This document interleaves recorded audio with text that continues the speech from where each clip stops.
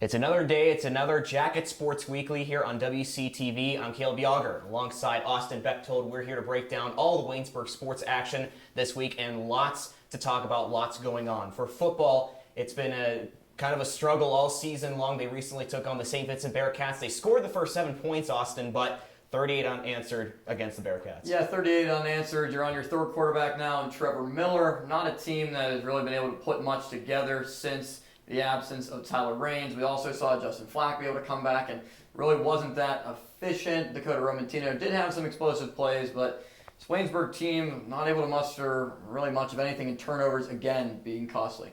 They targeted Dakota Romantino 11 times, and we talked about last week about possibly targeting Dakota Romantino more, which has been kind of effective that we've seen for the Yellow Jackets. And they take on Geneva on Saturday at 7 p.m. I'll be on the call with Jeremiah Miller on WCYJ FM. And we'll go over to men's soccer. They took on Teal on Saturday night. Double overtime win, which seems to be they kind of find themselves in double overtime situations, but they got the win against the Tomcats.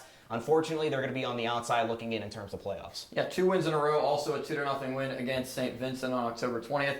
Now, this team has only won 2 games in the PAC play, and a team that's 3-12 overall, not really able to find much, but able to end the season a little bit strong and try to go in the next season with a little bit of momentum and try to be able to find yourselves a little bit of an identity. And men's soccer takes on Geneva on Wednesday night. And speaking of soccer, we're going to go over to the women's soccer team, which has playoff hopes. They have to win tomorrow night against the Geneva Golden Tornadoes, and they are 7-7-1 overall, and they could make the playoffs. They could make the playoffs, and they really have a chance thanks to winning 2 games in a row. And it's really exciting for this team going on down the stretch, and haven't really seen the excitement from men's soccer so far, but women's soccer currently trying to get in position with those top 6 teams to be able to make the playoffs and really show that this team can be able to develop a little bit. Tyler Zeman will be here to talk about it a little bit more, but team that's overall pretty average in terms of record-wise, but still in position to be able to make a run and maybe make some noise in the playoffs. Top 6 teams make the playoffs in the PAC for soccer, and they're in the 7th place position. They won on Saturday night against the Teal Tomcats 4-1 on senior night. It was a great win for both Yellow Jacket soccer teams. Now we're going over to volleyball, 9-18 overall, 3-14 in the conference. They lost to the second best team in the conference on Saturday against the Chatham Cougars, but a better effort overall. The last time that they played the Cougars, the max that they scored was 15 points in each set, but they were at least able to score 20 points in each set and able to give a better fight against Chatham. Yeah, a team that's played against St. Vincent and Chatham in their last 2 was only able to win the 3rd set in both, but still putting a lot of points on the board, not able to find a way to really squeak out a victory in the end and be able to find. Volleyball is really a game of runs, and we've just seen the opponents be able to capitalize on some of those runs, especially at crunch time in the last 5 to 10 points. But it's going to get tough with Westminster, the last game of the year, 15-0 in the PAC, coming up on Thursday to round out the schedule at home at the Rudy Marisa Fieldhouse. And Westminster has had Waynesburg's number in terms of playing them in volleyball. And finally, we're going to wrap up with cross country, and cross country has the PAC championships for men and women this upcoming Saturday. The women are the 5-time defending PAC champions, looking to defend that title once again. It's going to be a challenge. In the PAC preview earlier this season, they were beaten by Grove City, and men's cross country is more towards the middle of the pack, but they still want to give a good effort for Saturday Showcase. Definitely looking for a good effort, but also, as you mentioned, Caleb, so let's see what the women can do, trying to defend the crown, go and really prove themselves once again that they can be the leaders of the pack. And one thing I'm always looking out for with cross country is the weather. What could the conditions be like? Could that be even a factor in the championship? So a lot of interesting things to look at as we really start to get into that late fall weather here in October. Coming up next on Jacket Sports Weekly, we're going to break down football with our football analyst, Brock Owens, when we return.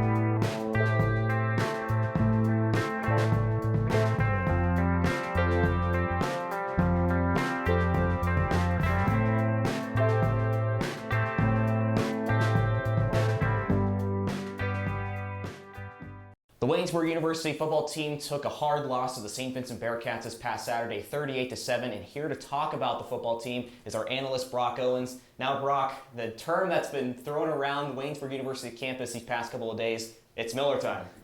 It absolutely is. I mean, when you look at it, I mean, he's the quarterback now. Tyler Range went down; he's gone for the season, and Josh Gibbons is no longer on the team. So now it's Trevor Miller's time. He's the quarterback. We don't really have a backup. The backup, as we know it, is Brennan Boron, who is really a defensive player for Waynesburg. So this is Trevor Miller's time to shine, and we'll see what he can do with it, to be honest. Did you see any glimpses of hope out of Miller that you liked in Waynesburg's last game against St. Vincent? You know, if you look at his stats, it's probably not the best game. He had 4 interceptions. A couple of those weren't really his fault, though, and they were off the hand really of Romantino, so I can't really blame him for that with him playing with one hand. But it's not Trevor Miller's fault either, really.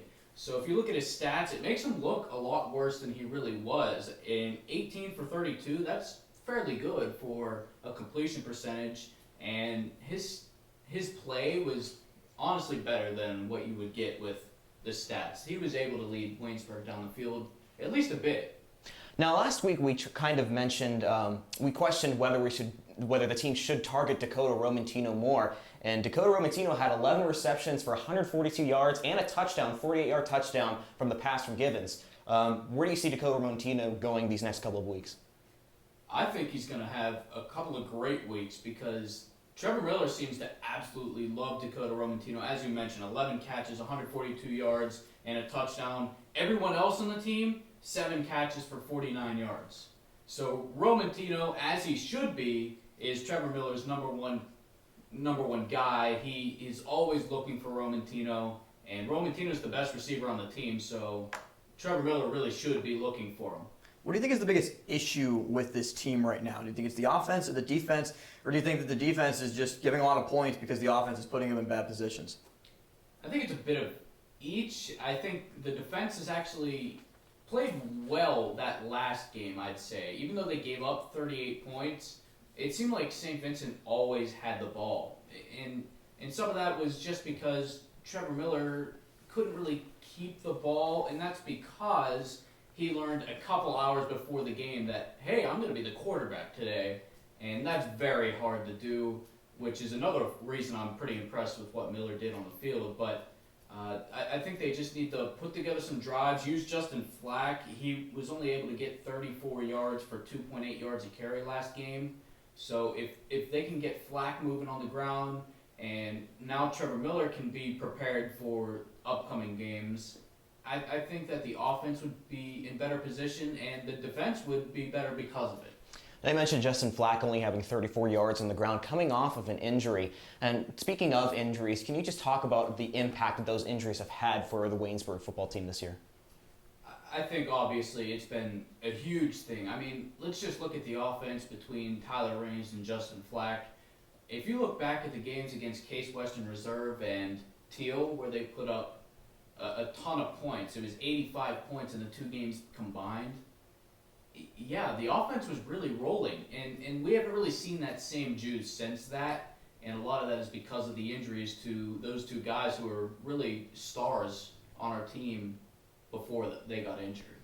How would you assess just really the team in general under Coach Smithley? Have you seen things that you like, you don't like? What overwhelmingly do you make of a grade for the coach this year? It's tough to grade, and one reason I say it's tough to grade that is because, you know, I'm not on the team, I'm not always at practices, and so it's hard to put a grade on something like that.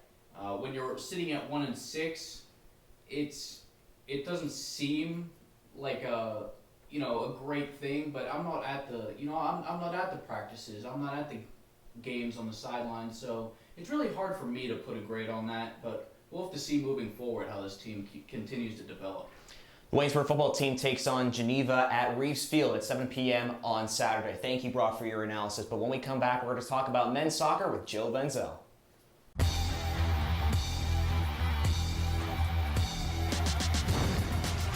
Piracy is a crime. If you see someone downloading copyrighted material without paying for it, then you should inform the authorities immediately.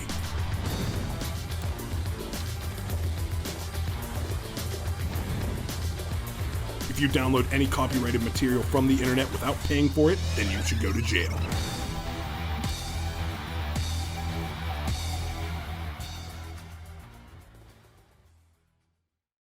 Welcome back to Jacket Sports Weekly. Here to break down the men's soccer team's last couple performances is Joe Benzel. Joe, thanks for coming on with us. Thank you guys for having me. What would you make of men's soccer's run these last couple of weeks and just really the 2-game winning streak that they're on right now to close out the season? Well, definitely rough start to the season. Obviously, 11-game losing streak. Do not want anything to do with that. But these last 2 games got the victory red on for the past 2 games that Waynesburg Soccer has, going back to October 20th, last Wednesday. They beat St. Vincent on the road 2-0.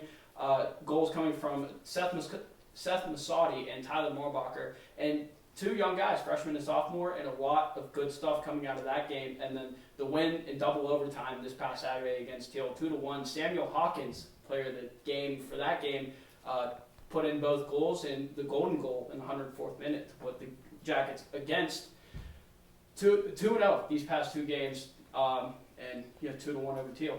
So, yeah.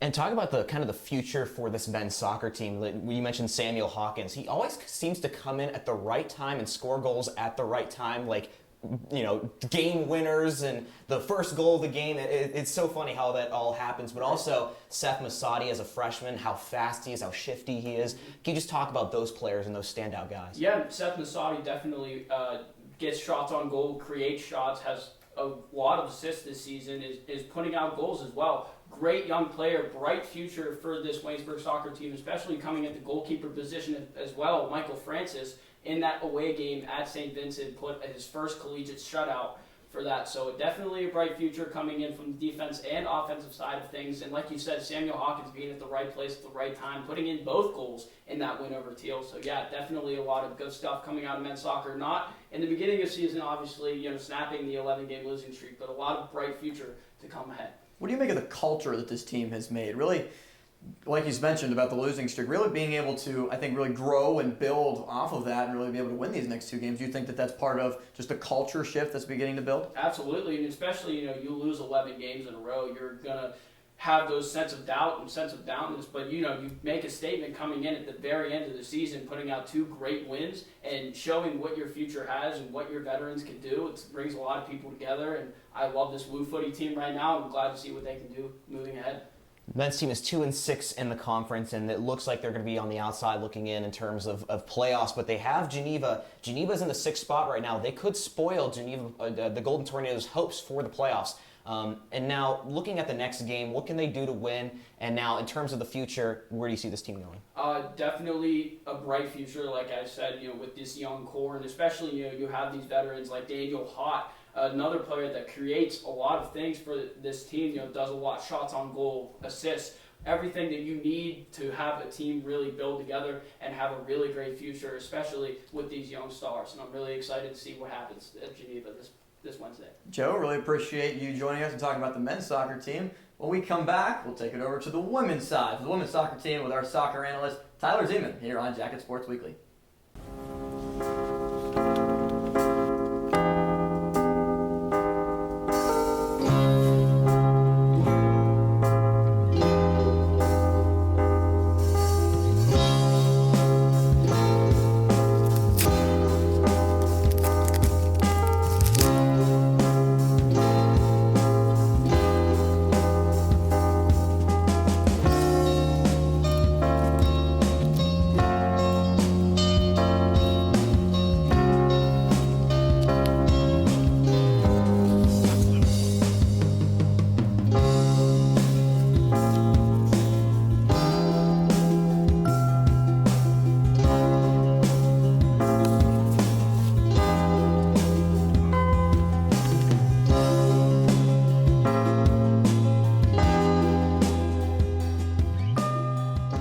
It's going to be a nerve-wracking 36 hours for the women's soccer team. They have a chance to make the PAC playoffs, but they got to take on the Geneva Golden Tornadoes tomorrow night. But they were able to get into that position by winning against Teal 4-1 on Saturday. And here to break down women's soccer is Tyler Zeman, our women's soccer analyst. Talk about that big win on Saturday for the women's soccer team. Yeah, well, like you mentioned, they won 4-1 on Saturday against Teal. They came out and scored the first goal, which I think is, had to play a pretty big role in that victory. They then went on to score 2 more in just about 8 minutes, and for an offense that was struggling last week, or in particular in that Westminster game just a few weeks ago, where they lost 4-1 and were just totally outshot.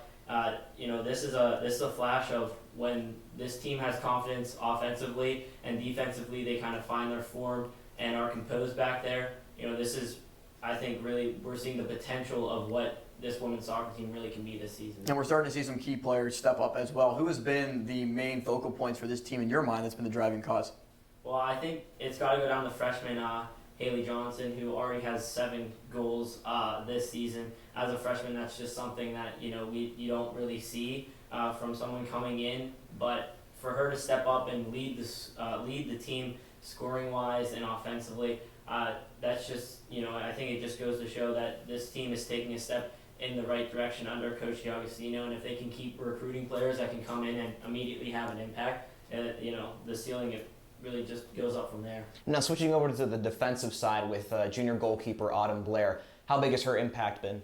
Well, I mean, for her, she's really stepped up. In the Teal game, she only had 2 saves in 65 minutes. She let 1 goal in, but I mean, when you have an offense that can produce 4 goals, it's only 1.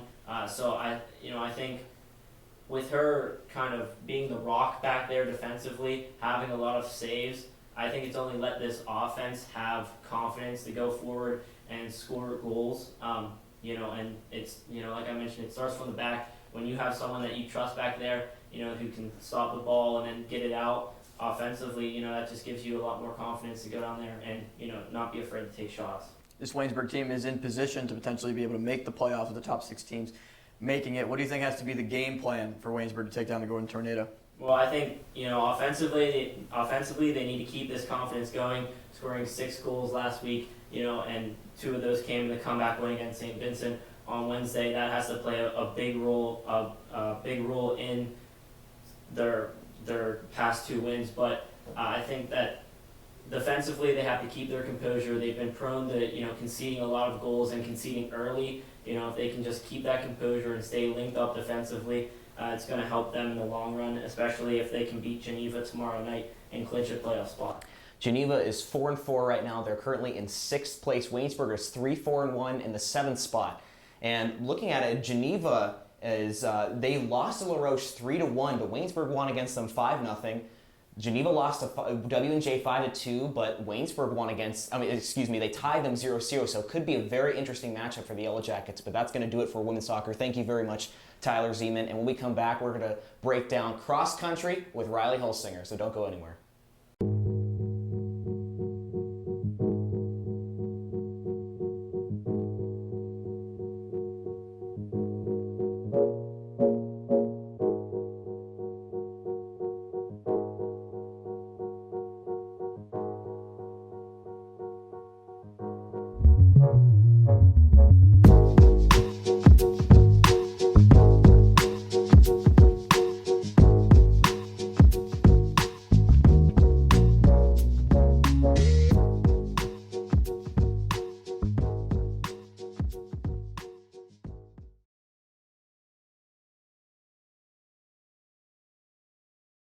Welcome back to Jacket Sports Weekly. We're racing to the finish line here with our cross-country expert, Riley Hulsinger. Riley, thanks for coming on with us. Yeah, thanks for having me. I'm excited. PAC's coming up, big time for cross country here at Waynesburg University. It's going to be a very big event, but will we get some good weather or some frightful conditions for these Waynesburg Yellow Jackets? So to do my best meteorology impression here, it's not going to be great conditions to run it. It's going to be cold outside. It'll be 55 degrees, rainy, so definitely not the ideal weather to run it out there. So it's going to be interesting to see how the runners really react to the weather. The women's cross-country team is the 5-time defending PAC champions. They're going to have a challenge with some more competitive teams this Saturday, but they have Aubrey Wingert on their side. Yeah, it's going to be a big help getting Aubrey Wingert back here. Now, she's in a 3-1 program here at Waynesburg University, so you haven't really seen her in many races as a Yellow Jacket. We've only seen her in one race so far this year as a Yellow Jacket, and she finished second, which was really impressive because it was the first hilly course that she really got to see all year long. So it's going to be big to have Aubrey Winger back, but it's not like it's only going to be her second race of the year. She's been running down at Coastal Carolina pretty consistently down there, and she's still been working with head coach Chris Hardy. So it'll be interesting to see how Aubrey Winger will do up here, and arguably one of the biggest meets of the season. She wants to qualify for nationals here, but it's going to be big for Waynesburg to win 6 in a row based off of the success of Aubrey Winger and a lot of others. Now, the one thing I'm going to be interested is that I mentioned it, Aubrey Winger still running at Coastal Carolina right now, but it's going to be a lot different than running up here in Western Pennsylvania, because if you know, Coastal Carolina and Carolina in general, it's a lot more flat than it is in Pennsylvania. The course they'll be running at is a bit hilly for this weekend, and then it's also a lot warmer at this point of the year than it is in Western Pennsylvania, so she'll have to kind of be used to running in a lot colder weather this weekend, and she'll have to be kind of get adjusted to running to a little bit of a hilly course in this Chatham course that she's going to be seeing. Yeah, really to build off that, do you think that this course is one of the more difficult ones that Waynesburg will be able to face this year? And how much of a difficulty do you think that will bring, or do you think that that's just all part of the championships? So one of the great things that head coach Chris Hardy has been doing, and it's been a brilliant thing so far this season, is he's been really designing their workouts to match the courses that these runners will be seeing. So a lot of times this year for practicing and everything, Coach Chris Hardy has been giving the runners more of like a hilly design course to try and kind of mimic this Chatham course that they're going to be seeing at the PAC meet. So it should kind of be a little bit more of an easier transition for this team, that they've been running courses that are kind of designed to match this course right here. So I don't know if I'd put a level of difficulty on it, but I will say that it's brilliant that Coach Chris Hardy's doing this, and it should make this a little bit of an easier transition for these runners of Waynesburg University.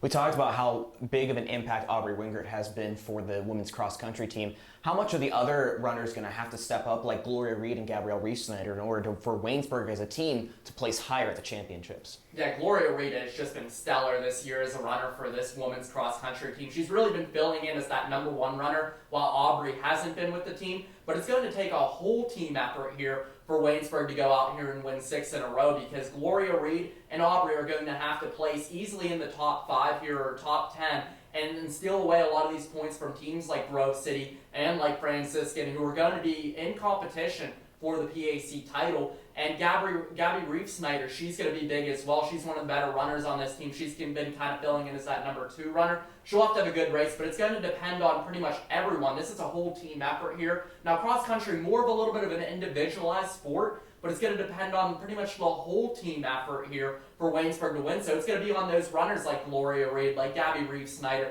going to be on Jola Anderson, Monica Klinsick.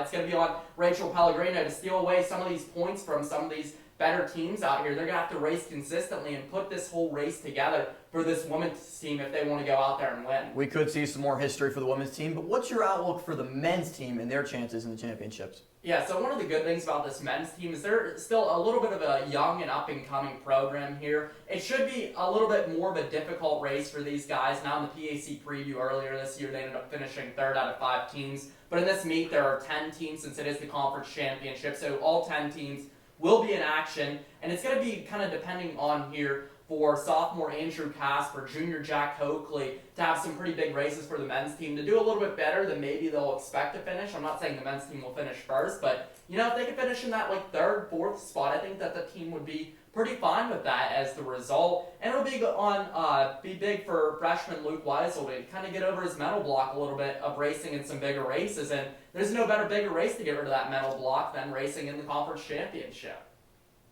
That's exactly right. Riley, great stuff on the cross-country team. Really looking forward to it. Thanks for joining us.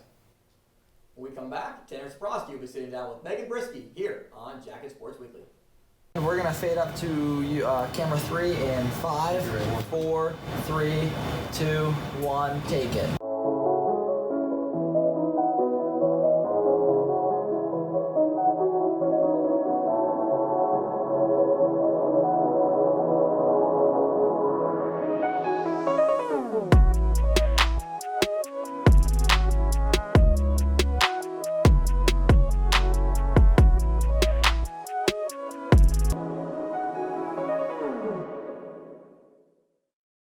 Back here on Jacket Sports Weekly, and my guest today is Waynesburg University women's soccer player Megan Briski. Now, Megan, your coaches for the first 3 years, Brad and Laura Heights, they're both out, and now George DiAugustino's leading this team this season. What has it been like for you and the team having a new coach this year?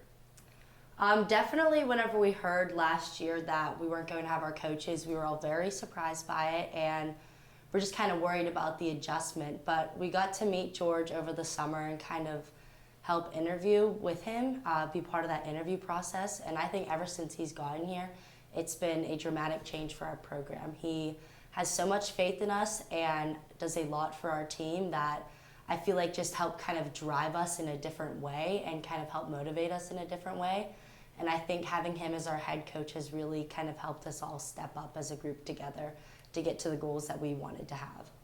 And to start off the season, you guys played pretty well, and then the start of conference play towards the middle of the season, you guys struggled a little bit. What do you think was the problem for the team that made you guys struggle in that middle part of the season this year? I think at the beginning we had a really, like you said, we had a really good start. We were putting goals in the back of the net. Our first couple of conference games were more on the difficult side, I would say. They were a little bit of tougher teams, but I just don't think we could find the back of the net ultimately. I think there was just a disconnect throughout the field and getting the ball, like we just could not find the back of the net. And obviously when you don't find the back of the net, you're not going to have success. So I think that's kind of where we really struggled. And we have to go back to that Westminster game fairly early in the second half. Autumn gets beat. You're the last defender. Handball, red card. Take me through kind of what was going through your mind while that play was going on. So yeah, that was a very unfortunate thing. And my only red card, actually, believe it or not, some people were very surprised by that. But yeah, so Westminster's really been killing it this year in the PAC conference. They're, I believe, 8-0 right now. And we knew going into that game it was going to be a game where we had to defend very tough. Right before that moment, I remember just like kind of getting hit by the ball like 3 separate times, preventing it from going in the back of the net. And just the last time, whenever the last ball was going in, I thought that I was going to be able to kind of get in the way of it one more time and didn't realize it was kind of going towards my face. So just naturally and instinctively, I put up my hands, and unfortunately, it was the one that stopped the ball from going in the back of the net, and a red card was handed to me. And because of that red card, you were forced to sit out the next game against St. Vincent, which was a very critical game for your team. You guys ended up winning, but what was it like for you not being able to play in that game and having to watch from the side? Very difficult. That was one of the only games I really have had to sit out within my entire soccer career. And knowing that it was such a crucial game made it even more difficult. If it was a game that I knew we could probably lose or even draw it, I wouldn't have had as much trouble sitting out of, but it was a game that I knew we had to win. So if you could see me on the sidelines at that game, I really was pacing back and forth, because I was so nervous the entire time. But definitely very difficult, but our team really stepped it up, and getting to put 2 goals in against St. Vincent was huge for us. So I was very proud of our team. And despite all that craziness, the team's still in the playoffs. How awesome does that sound for you? Especially it being the first time in your career here. Very exciting. I think every year we've been so close to making it to playoffs and having it actually happen, and especially during our senior season. I know myself and the 3 other seniors, Haley Frizzell, Leah Holtz, and Leisha Wagner, are very excited to get to go through this whole process of the playoffs and like post-conference season. And it's pretty clear you're the always energetic, get the team going type of teammate. What does it mean to you to be in that kind of role and be that kind of leader for this team? I think it's just a lot of fun. The girls just overall are a very high energetic group, and that's the one thing I can truly say about our team is we're like one big family. And just being able to be the one who brings the speaker on the away games and to the home games, just kind of bring the energy. I think it's a lot of fun, and I think honestly that energy carries onto the field most games. So I'm just hoping that we can carry it on through playoffs and at least get this next dub. And it is your senior year. You've totaled 2,307 minutes over these 4 years. Put in a lot of hard work, did a lot of good stuff for this team. What do you want to leave behind to this team as you graduate and move on from the program? I definitely think the one thing I want to leave behind is just working hard. That's one thing that's always been my motivation throughout these past 4 years is just if you work hard for whatever, you're going to get it. it may have taken 4 years to get this playoff spot, but throughout my entire 4 years, I never have stopped working hard, and I just want that to be the driving force for everybody else, is that if they continue to work hard, good things are going to happen to them. So I just want that to kind of be the message, especially for these underclassmen, because I know they can succeed. We have a lot of very talented players. Now, unfortunately, that's all the time we have, but thank you again for joining us. Whenever we come back on Jacket Sports Weekly, Caleb and Austin will break down the top 5 plays of the week, and stay tuned to see if any of Megan's teammates make the list.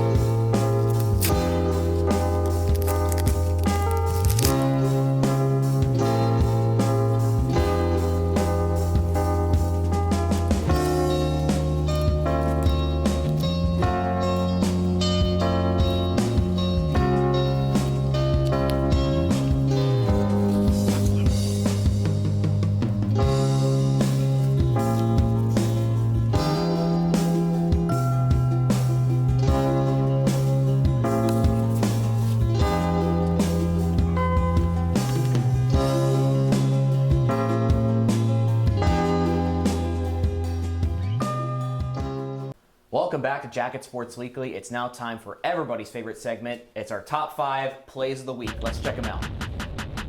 Number 5, men's soccer against Teal, and this goal was from Samuel Hawkins. Gets it past the goalkeeper. That was on Saturday night, the first goal for the Yellow Jackets. Looking at this again, Daniel Haw with a nice cross. Samuel Hawkins tips it up and then sneaks it past the goalkeeper into the back of the net. More from this game coming up. Also on Saturday, let's take it to women's soccer for number 4. Waynesburg leading Teal 2-1. Maddie Hill comes across the middle of the field.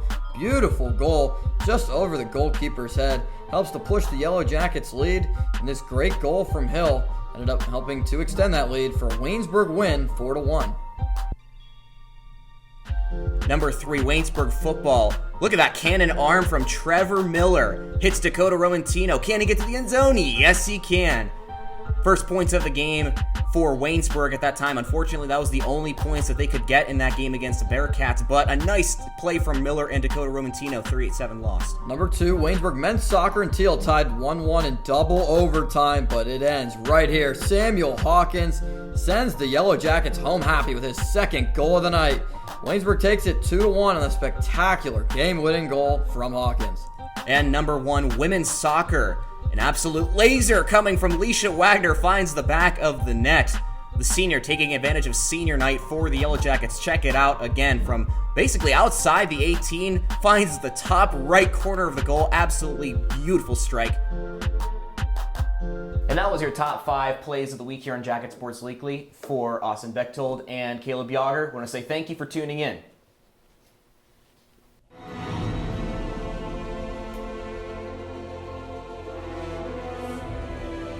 This has been a production of Waynesburg Community Television.